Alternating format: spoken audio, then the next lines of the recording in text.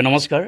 প্ৰথমতে মই আপোনালোকৰ চেনেলটোক মোৰ ফালৰ পৰা অশেষ ধন্যবাদ জ্ঞাপন কৰিছোঁ আৰু অসমবাসীক এইটো কথাই ক'বলৈ বিচাৰোঁ যে আমাৰ 2026-27 নাট্যবৰ্ষত এই ৰঘুনন্দন থিয়েটাৰ পূৰ্ণ প্ৰস্তুতিত আজি আমাৰ ৰঘুনন্দন থিয়েটাৰৰ আমি ফটোশ্বুট আৰম্ভ কৰিছোঁ আৰু লগতে আমি 3খন নাটক ভিন্ন নাটক লৈ অসমবাসীৰ মাজলৈ আমি গুচি যাম।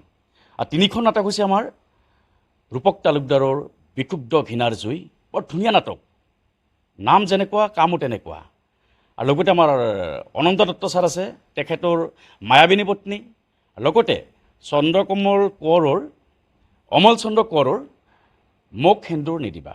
এই 3খন নাটক 3টা ভিন্ন কাহিনী, ধুনীয়া কাহিনী।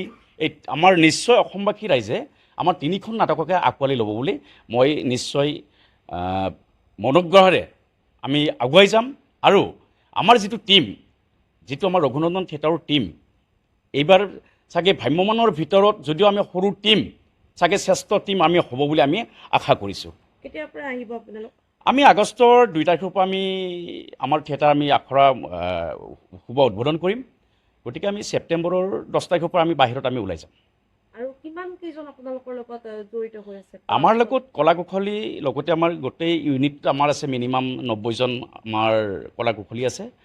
আমি 90জনক আমি লৈ আগুৱাই যাম। আখৰা ক'ত হ'ব আৰু আপোনালোকৰ মুখ্য কাৰ্যালয় ক'ত?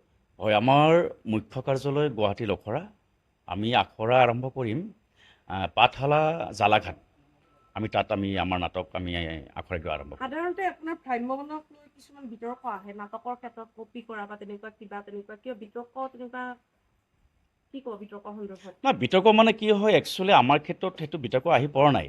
আৰু যিবিলাক ভ্ৰাম্যমান থিয়েটাৰৰ নাটকৰ ক্ষেত্ৰত বিতৰ্ক আহিছে তেখেতসকলে নিশ্চয় গম পাব।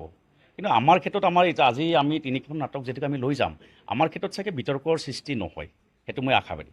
আৰু গীতসমূহ কিবা ৰিলিজ? য়েছ, গীতসমূহ আমাৰ আছে। আমাৰ যিটো আমাৰ টাইটেল ছং ৰঘুনন্দন থিয়েটাৰক লৈ আমি যিটো গান আমি বনাইছোঁ, আমি অতি শীঘ্ৰে আমি সেইটো গান আমি ৰাইজৰ মাজলৈ আমি আগুৱাই দিম।